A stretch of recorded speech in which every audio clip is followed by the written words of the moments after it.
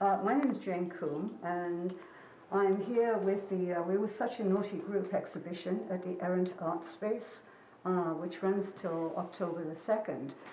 And the original idea for this came from Jeanne Cannizzo and David Stafford, and they said it's the 100th anniversary of Dada this year, so let's see what contemporary artists in Victoria can do to recreate Dada. So we looked at a lot of images, and Richard Pawley, who is the fourth artist that's in the group, decided that he wanted to do something on the elephant in the room.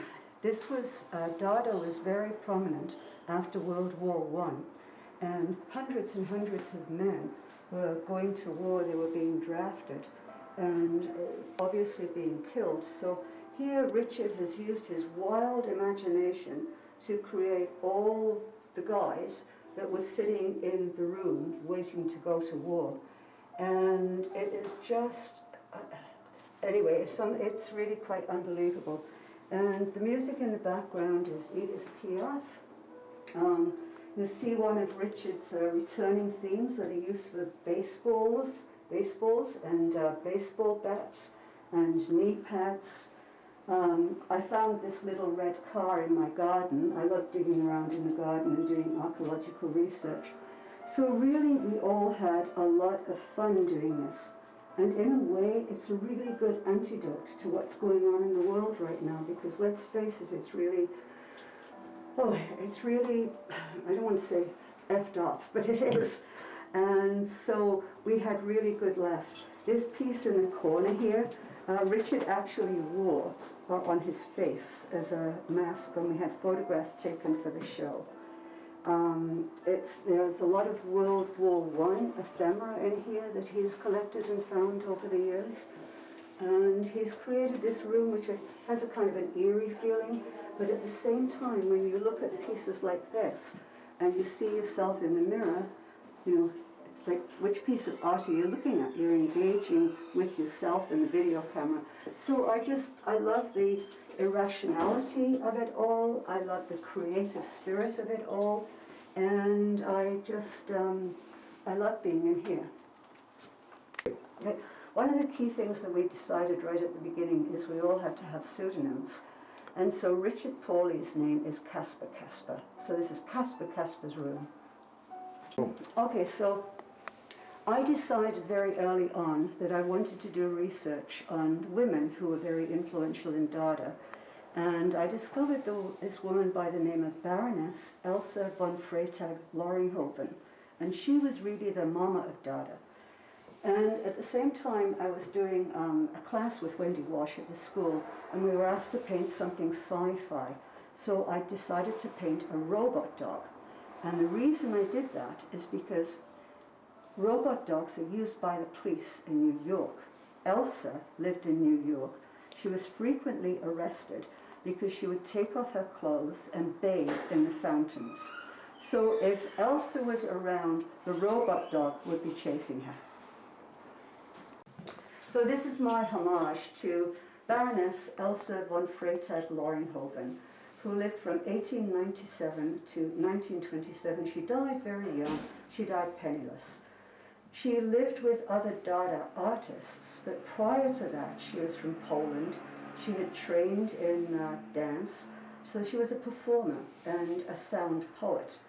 So she decided to move from Berlin to New York, where she met Marcel Duchamp, and they shared a house with Man Ray.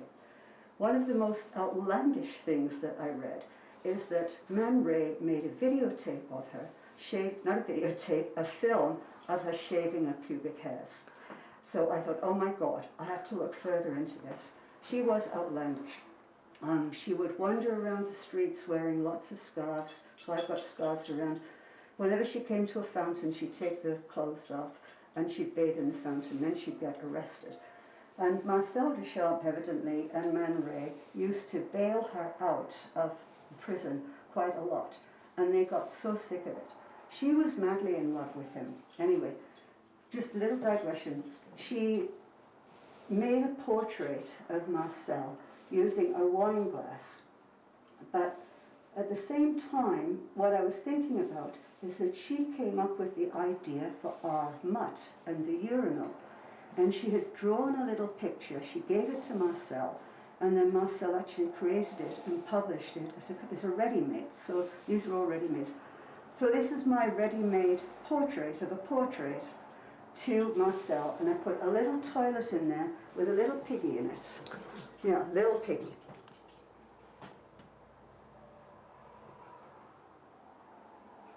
So on the wall, I put images of her. She was quite elaborate, often wore lots of jewelry, lots of scarves that I've mentioned before.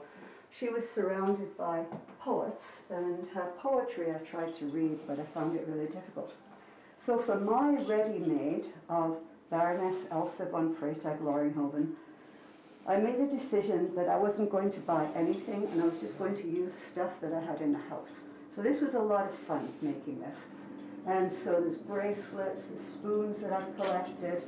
All of the rusty pieces are pieces that I found in my garden on Gonzales Hill.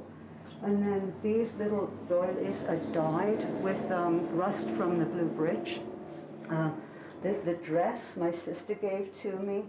And then because she was a suffragette, and she was very political and very vociferous and very active, I put current slogans, current issues that women are fighting for: my body, my choice. I had a new one yesterday, tax the rich. There's another one around here, no means no. So this speaks to my own identity and my history of being a feminist and an activist. And then, the other fun thing is, she always wore a bird cage on her head. So I found this from my hairdresser, and she said I could borrow it, so it's absolutely perfect. And the reason that the pink rope is around it is because people kept bumping their head on it. Yeah, so that's, and then I found other pieces of ephemera. I just loved it. This little key I found on the streets in Berlin, and that reminds me, all these postage stamps I put on her neck, because Elsa used to put postage stamps on her face as rouge. And so I thought that was kind of cute. The other thing that she also did was she said, if cars and bicycles can have tail lights, why can't I? So this is a little tail light for her, so that people could see her as she left.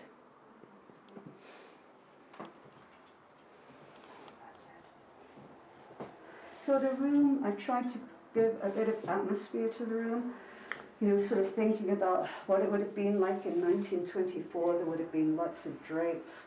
So I draped it with bits of jewelry. I really tried hard to find an ostrich feather, but I couldn't find any, but I found these grasses, and so that works. And then this little item here just came at the spur of the moment. I felt like the world needed something for healing, so all these little symbols, these little charms I found in Mexico, and then I just decided to put it around this rusted auger.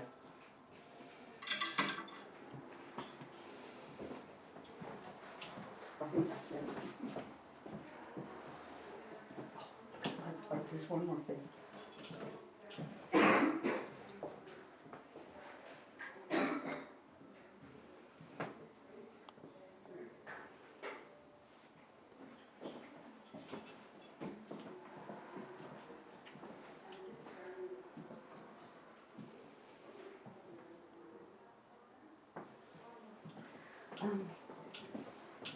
As I mentioned earlier on, Elsa was a sculptor, and she was very, very interested in plumbing.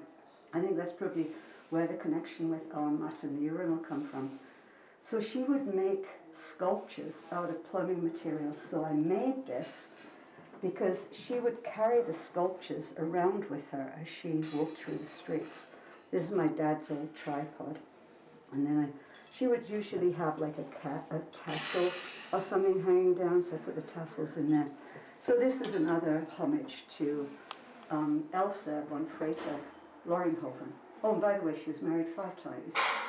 But one time she was married to 2 different men on 2 different continents. She's a character. Okay. This is called Cow Manifesto. And it was inspired by Kurt Schwitter's Cow Manifesto. I found the cow, and then Jeanne Cannizzo who was a really good researcher, social anthropologist, said, I think that Kurt Schwitter has written a poem about cows, and he had. And his idea, his prose rather, that cows would have tubes tied to their udders, and then their udders would be directed through all the conduits to the cities, and then there'd be a little nipple at the end of the conduit that people could squeeze to get the milk out. So this is Kurt Schwitter's Cow Manifesto. And rather than having the tubes, I put cables, because usually that's what the connections are these days.